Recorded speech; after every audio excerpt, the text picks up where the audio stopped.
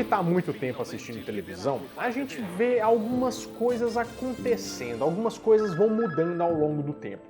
E para minha surpresa, uma das coisas que mais mudou foi o status de fama da Globo, ou status de confiança da Globo. Que eu não sei se você sabe, mas ela foi fundada em 1965 no Rio de Janeiro e de lá para cá foi só crescendo, até chegar a 99,5% de cobertura nacional. Ou seja, eram mais de 100 emissoras afiliadas e uma cobertura nacional completamente dominada, a maior emissora do país e a segunda maior emissora do mundo, só atrás da ABC. E hoje em dia, principalmente quando a gente faz vídeos aqui falando sobre a Globo, aparece um monte de gente xingando a Globo, e a Globo é lixo, a Globo é isso, é aquilo.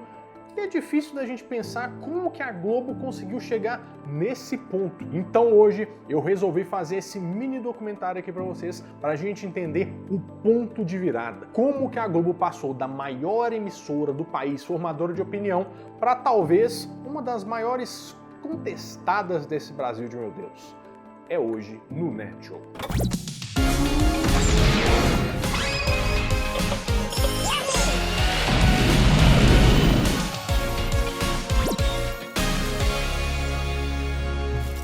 Fala, meus queridos amigos, como estão vocês? Vocês estão bom, né? Primeira coisa que eu quero falar nesse episódio aqui é que Jesus, por favor, me ajude a passar essa mensagem aqui. Este não é um vídeo político, esse não é um vídeo que eu vou falar, defender lá, nada disso. É um vídeo focado em história, tá, gente? A história da televisão, a história do Brasil se confunde com a televisão brasileira. Então, eu vou trazer fatos aqui para você tirar suas próprias conclusões no final, tá? Eu sou o isentão, eu não estou nem aí para um lado, para o outro, esse negócio para mim é chatíssimo, tá? Quer saber só da história. E a história, sim, ela é muito legal pra gente entender algumas coisas.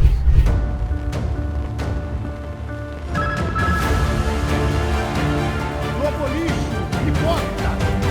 Globo e você, tudo a ver. Bom, a primeira parte da nossa história tem que ser como que a Globo ganhou tanta confiança assim, porque ela não saiu do nada. Acontece que foi feita uma requisição de concessão pública de canal de televisão, porque talvez você não saiba, mas todo canal da TV aberta tem que ter uma autorização do governo para funcionar. E eles fizeram essa requisição em 1951. Acabou que isso só foi gerar lá a concessão em 1957 no governo do Juscelino Kubitschek, aquele do "Como pode um peixe vivo viver fora d'água fria". That's a lovely, lovely voice. Mentira, Bárbara, ninguém gosta dessa música. Fala assim, a minha música favorita. Duvido do Juscelino gostava de um metal. E a partir desse momento, eles não entram para perder. Por quê? Eles fazem um investimento gigantesco nesse tal canal de televisão que eles tinham que fazer. Porque a Rádio Globo e o Jornal o Globo já estavam muito consolidados. E eles queriam injetar dinheiro mesmo nesse trem. Eles, inclusive, receberam muito capital estrangeiro e, além disso, capital intelectual estrangeiro. O que isso significa? Que eles foram para fora para ver as melhores práticas, ver como é que funcionavam os canais de televisão ao redor do mundo e várias coisas que eles trouxeram como equipamentos, estrutura, tudo isso foi baseado no que eles viram por lá. Roberto Marinho ficou curioso, foi buscar informações lá fora.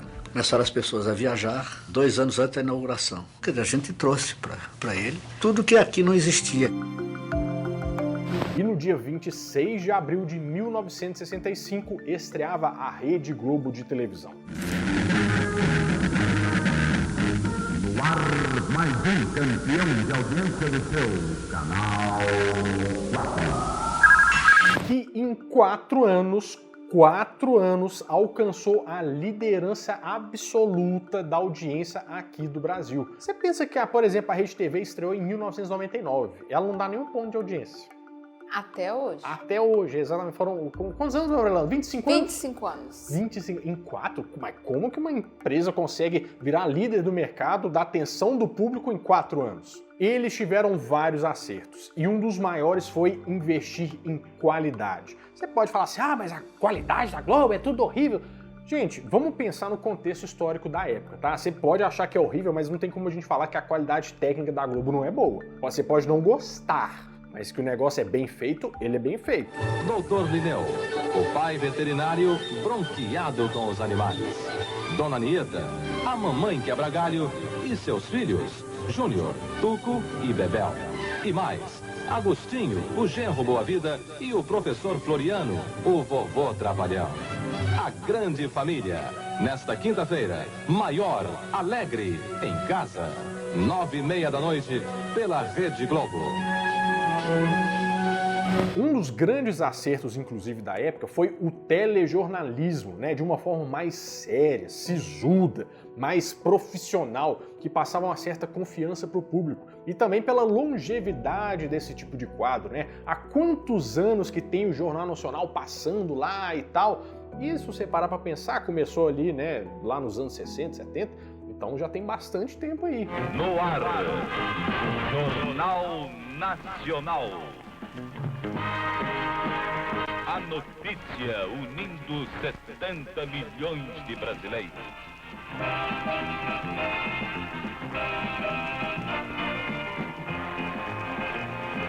Então pensa só, quem que ia questionar um jornal que estava há tanto tempo no ar com aquela cara de qualidade, aquela cara que ele era uma coisa super séria? Ninguém ia falar nada do Jornal Nacional. Jornal Nacional. Milton Gonçalves Thiago, o cabeção, perigoso traficante de drogas, foi transferido hoje do Hospital Carlos Chagas para o Hospital Central do Exército depois de entendimentos entre os ministros da Justiça e do Exército. Público está proibido, não admitimos passeata nem comício. Está todo mundo preso. E outra, vão ser enquadrados na Lei de Segurança Nacional. Quantas pessoas foram presas? Não tem contas. Quantas tiveram aqui? A mesma coisa, por exemplo, com o Fantástico, que estreou em 1973. Tá passando aí até hoje. O show da vida é fantástico. Vai na vida quebra ao homem de plástico. O show da vida é fantástico. O Globo Repórter, também em 73, já tem 51 anos.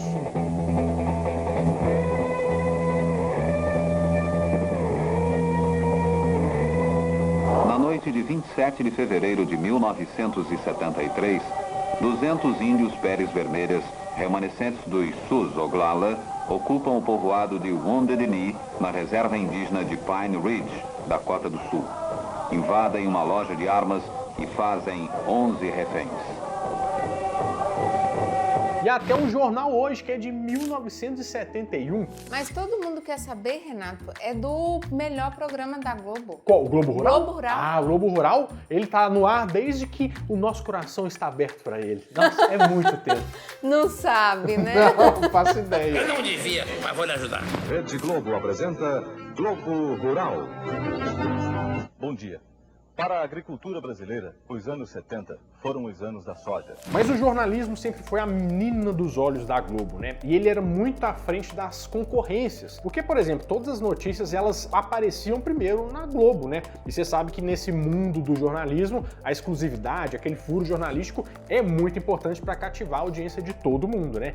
E a Globo investiu muito como? Em correspondentes internacionais. Se a pessoa já estava morando lá, numa época pré-internet, que a gente não tinha essas coisas chegando rápido pra gente, eles pegavam tudo primeiro lá. E com certeza eles iam sair na frente em todas as coisas. Tanto é que uma coisa que ficou muito famosa foi o plantão.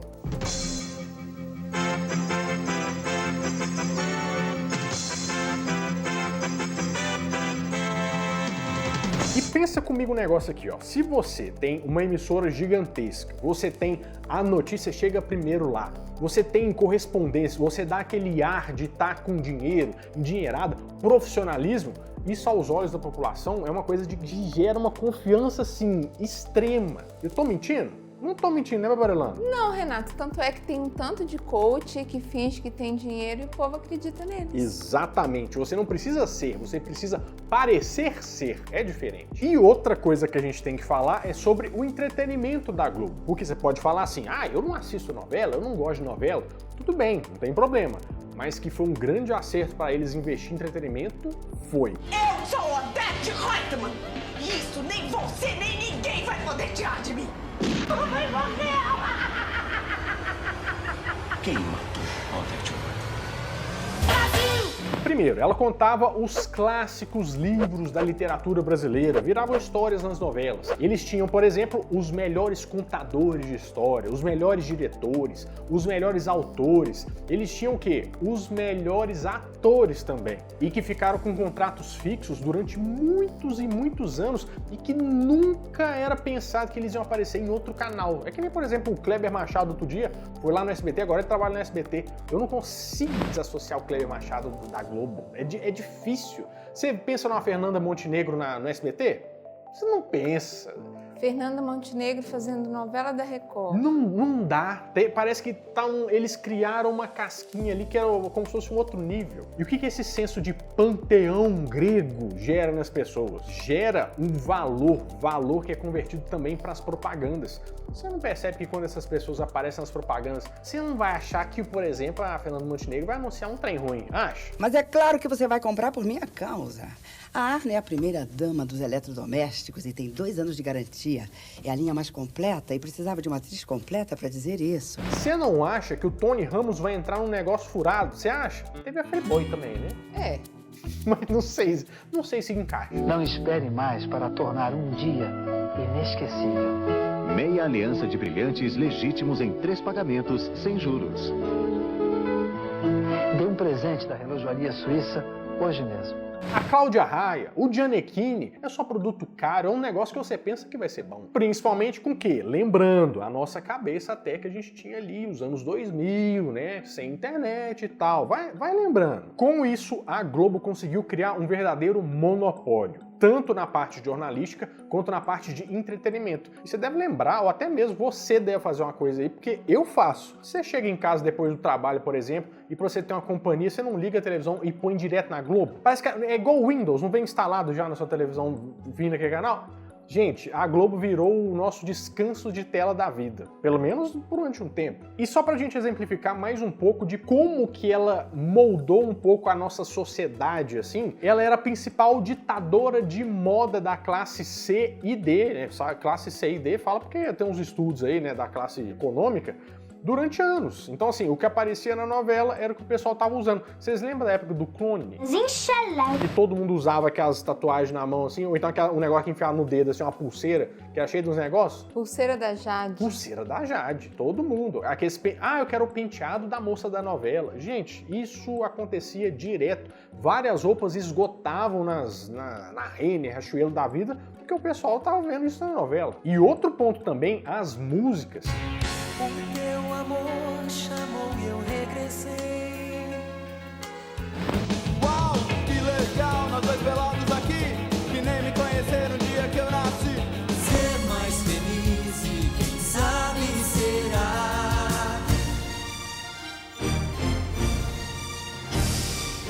Tiveram várias músicas internacionais, por exemplo, que não fizeram tanto sucesso no país original quanto aqui, porque estava passando na abertura da novela, ou de um personagem, um par romântico que tocava essa trilha, e os exemplos são vários.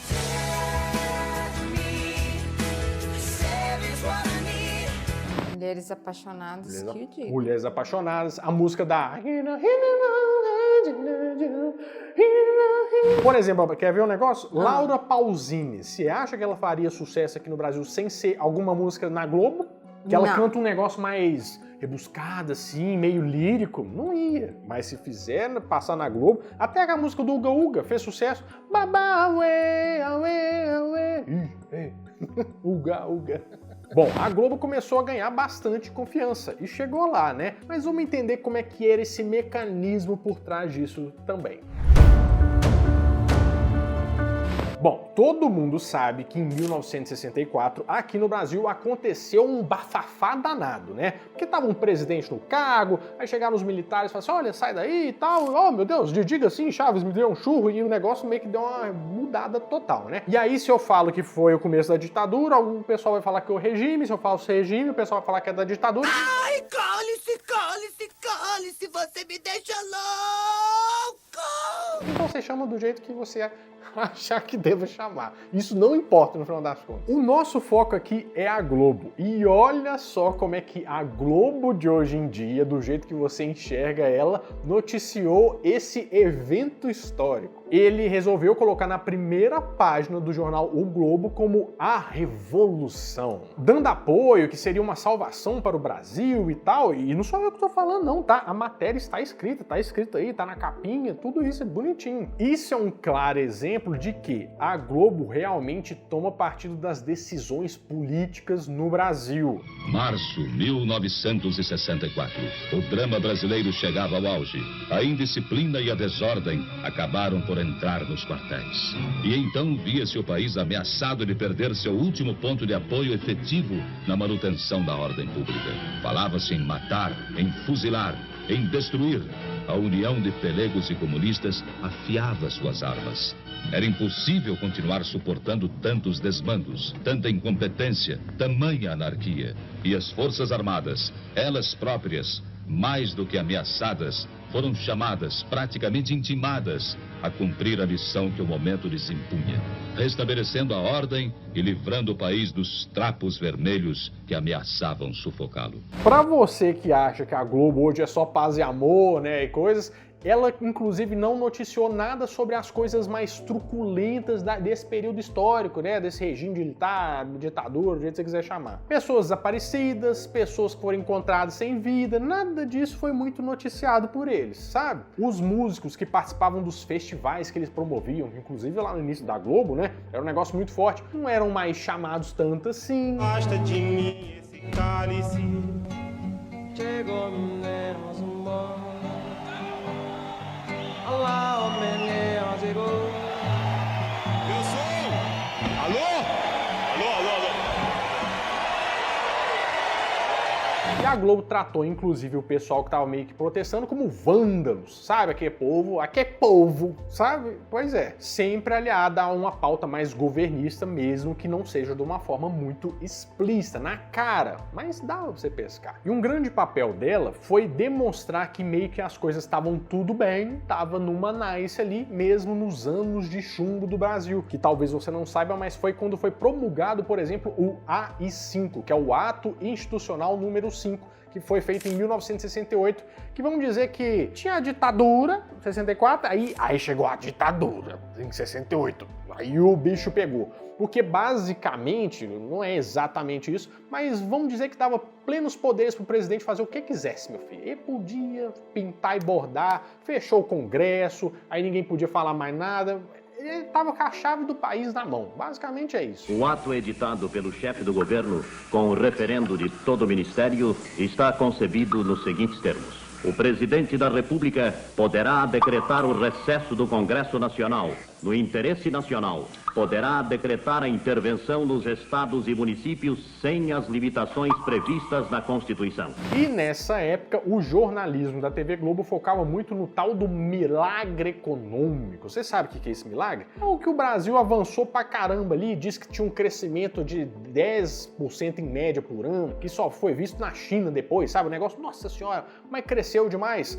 Claro que né, tem várias, vamos dizer assim, várias formas de pensar, assim. Tem muita gente que fala que realmente trouxe alguns benefícios, teve gente que fala que, assim, trouxe muito capital estrangeiro, teve muita dívida, depois isso foi estourar lá na frente, né? Mas pra nossa história aqui, meio que isso não importa muito. O negócio é que o país chegou na inflação doído depois, viu? Mas foi nessa época, por exemplo, que várias construções brasileiras foram criadas. Por exemplo, a usina de Itaipu, a usina de Angra, que é a energia nuclear, e também uma ótima banda,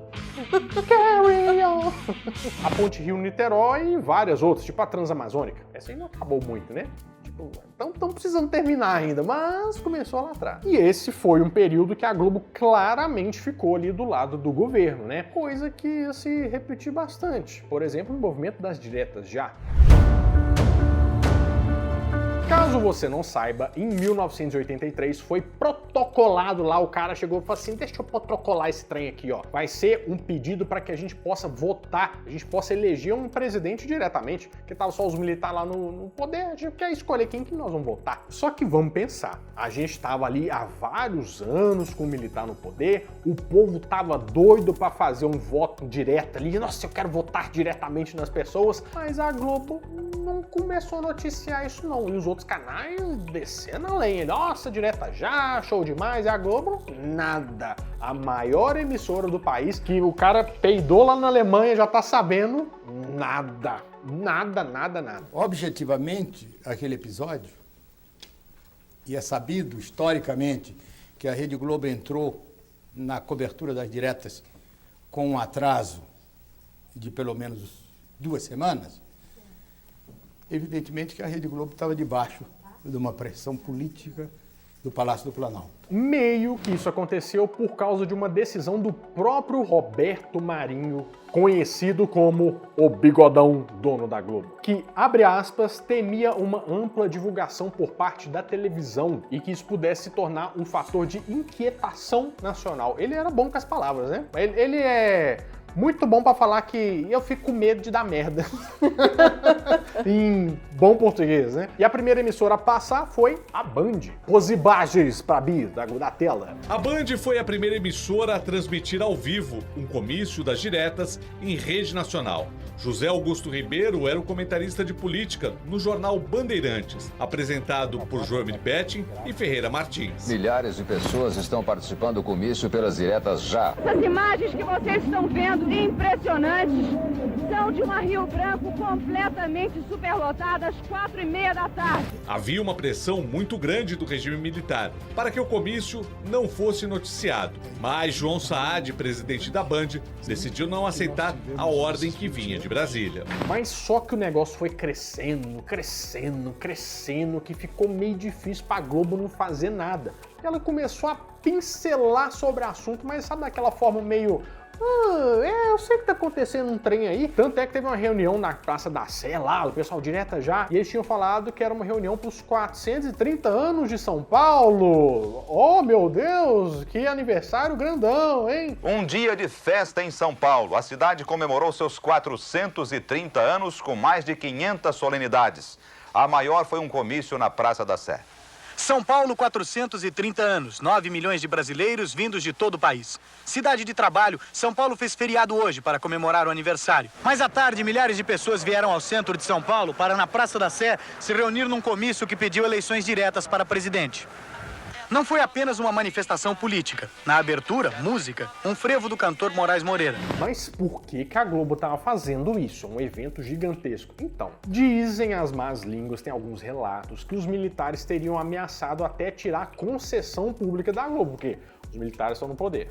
E a Globo precisa da concessão pública para ficar, né, para passar lá as novelas. Então, se os militares não estão felizes, pode tirar a concessão, porque ele tinha o AI-5, ele podia fazer meio que o que ele quisesse, né? Então, ficava meio com um trancadinho. Nessa época, gente, a gente tá falando de uma audiência unânime da Globo. Todo mundo assistia a Globo. Qualquer coisa que passasse lá podia mudar os rumos do Brasil, literalmente. Eu tenho até uma teoria, isso não é nada provado, é coisa da minha cabeça, tá? Mas por que tem tanto flamenguista? Por que o Flamengo é a maior torcida? Por acaso ela fica no Rio de Janeiro? Por acaso a Globo também fica no Rio de Janeiro? Por acaso ela passava muitos jogos do Flamengo e dava muita ênfase ao Flamengo? Por que será que tem tanto torcedor do Flamengo assim? Por exemplo, o que fez o cara do Amazonas torcer pro Flamengo? De Goiás, que não tem times tão gigantes assim na primeira divisão. Você tá entendendo? Ué, coisa até mineiro que tem Atlético, Cruzeiro, grandões, tem flamenguista pra caraca. Quanto mais perto de janeiro, né? Pois é. Segundo o Boni, que era o vice-presidente da Globo na época, ele disse que foi uma grande frustração para ele, pro Armando Nogueira, não fazer a cobertura do jeito que ela deveria ter sido feita. Mas só que tem um problema. As diretas já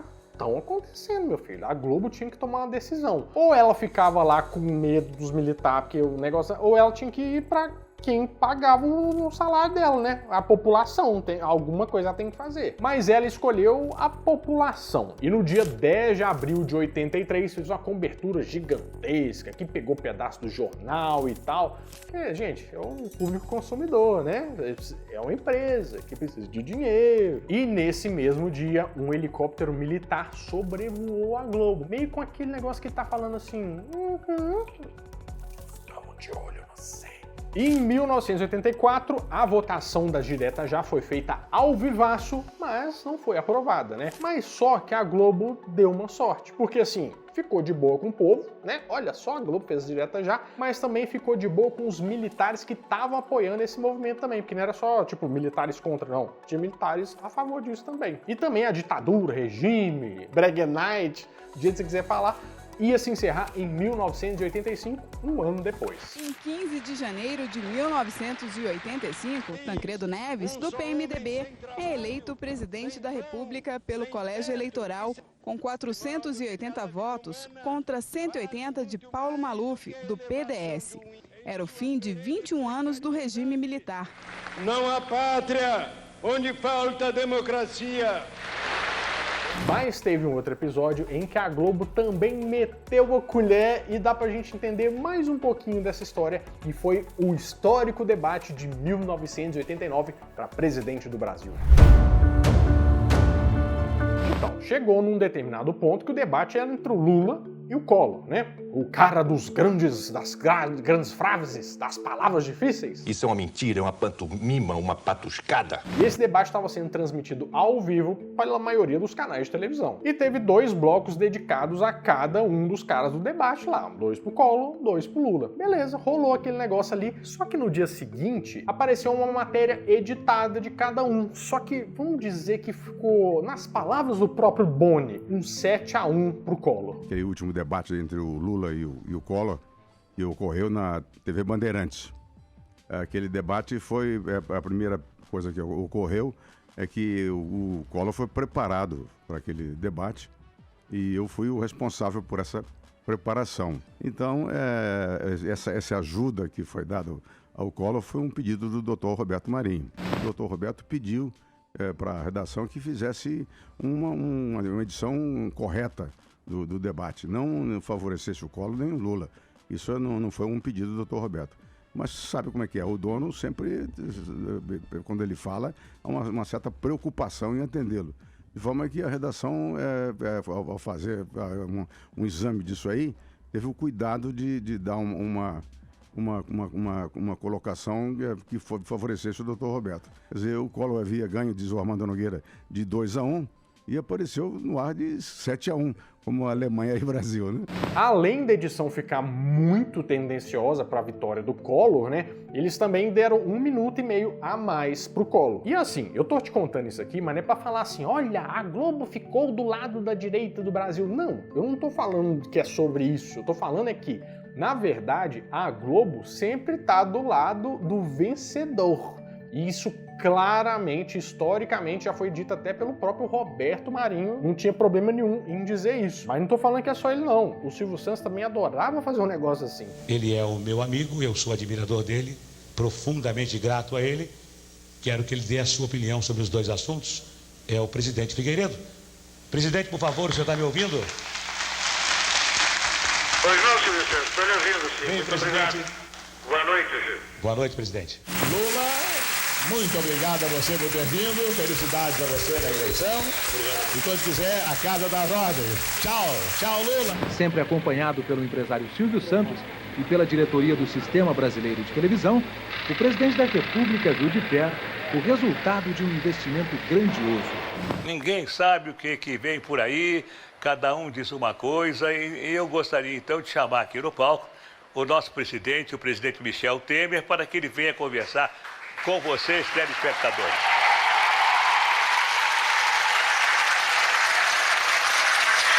Presidente, é um prazer em vê-lo nesse programa.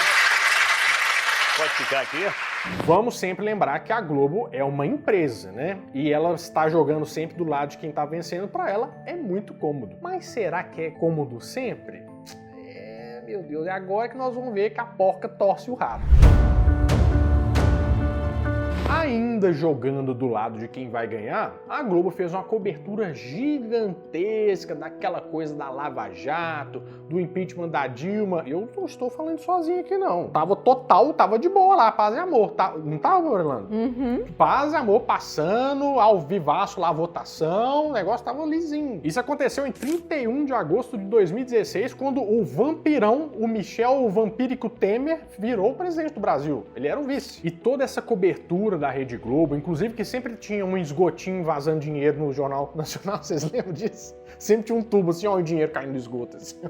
Isso criou um clima anti-PT que todo mundo, eu odeio o PT, eu não quero mais o PT. Tô mentindo? Todo mundo não quer saber mais do PT. Com todo respeito, tá, gente? Eu só sou narrando os fatos. E quando a Lava Jato se iniciou em 2014, a Globo falava disso, e era só isso no jornal, mas não falava de outra coisa, e era áudio vazado, e isso, aquilo. Nossa senhora, não aguentava mais ouvir falar nesse trem. O juiz Sérgio Moro, da Justiça Federal de Curitiba, no Paraná, condenou nesta quarta-feira o ex-presidente Luiz Inácio Lula da Silva, do Partido dos Trabalhadores, pelos crimes de corrupção passiva e de lavagem de dinheiro. E tem aquela famosa frase do Deltan Dallagnol, eu não sei o nome direito dele, mas é isso. A Globo é, como você diz, um transatlântico. Não só para poder virar, porque o transatlântico é difícil de virar, né? Mas para impulsionar também, meu filho. A Globo falou, o negócio tomou uma outra proporção. Fala a verdade, até esse momento, a Globo era a maior formadora de opinião do país, falando sobre a Lava Jato e falando daquela coisa anticorrupção, porque ninguém gosta de corrupção, né? A gente sempre quer que o negócio seja resolvido. E pegando aquele discurso para isso, meu Deus, temos que resolver esse negócio. E os níveis de confiança da emissora estavam lá no talo. O problema é que quanto maior tá esse nível, hora que cai, meu filho, nossa senhora. Aí que veio o ponto de virada. Bom, é um fato que o Brasil ficou totalmente polarizado nesses últimos tempos, né? Eu não aguento nem mais ouvir falar disso. Nossa senhora, eu relutei para fazer esse episódio aqui, inclusive várias e várias vezes. Mas teve um evento que meio que aumentou os níveis desse negócio aí, que não é que acontece toda vez, que foi a danada da pandemia. Has been assessing this outbreak and we're deeply concerned that COVID-19 can be characterized as a pandemic. Os casos da doença passam de 9.300 em 20 países. Você lembra, Orlando? Nossa, vamos falar daqui a um tempo. Você lembra daquela época da pandemia?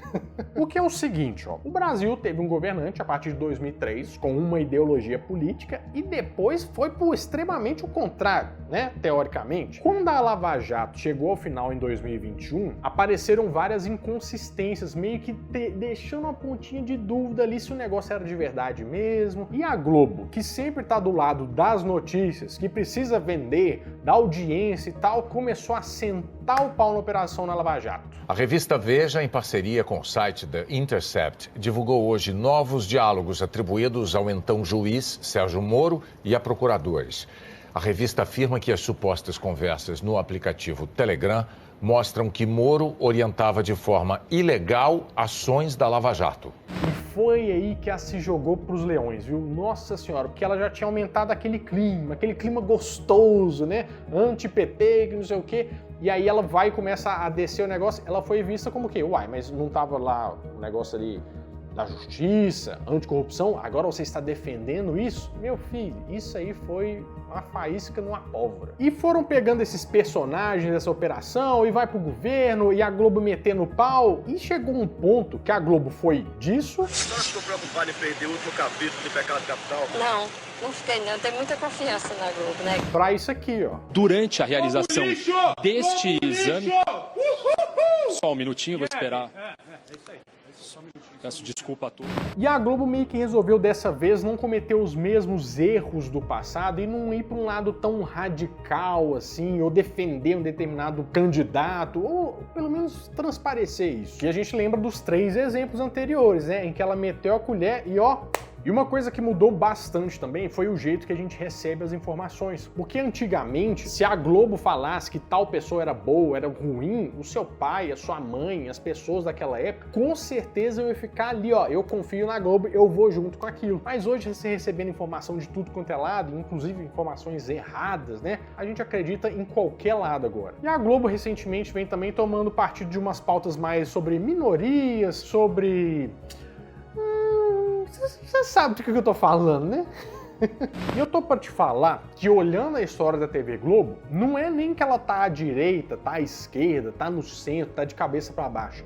Ela tá, você sabe onde? Onde o dinheiro vai estar. Se o dinheiro da sociedade tá rodando mais nesse lugar, é lá que elas vão estar. E daqui a um tempo, a gente nem sabe onde que ela vai estar. Será que ela vai voltar, por exemplo, ao politicamente correto? Eu percebo que o pessoal tá muito cansado um pouco desse negócio. Daqui a pouco essa bomba vai estourar e você vai ver a Globo fazendo várias coisas que ela já tinha feito antigamente. Isso tudo porque vai ser muito conveniente ela estar do lado de quem tá ganhando. E isso ela tá sempre.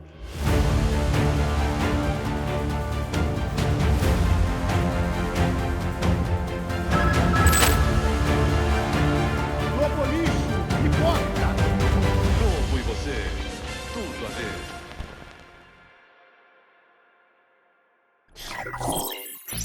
Esse aqui foi pesado para não ser cancelado, né? Pra gente deixar uma espairecida no ambiente, além de você ver os membros aqui do canal, vai ver o vídeo dos criminosos que foram presos no Linha Direta, você vai gostar. Ou então, o único dia em que a Globo saiu do ar. Bom, eu vou ficando por aqui, mas de segunda a sexta, às 7 horas da noite, eu volto com mais um vídeo quentinho, fresquinho, crocante pra vocês. Então, adeus!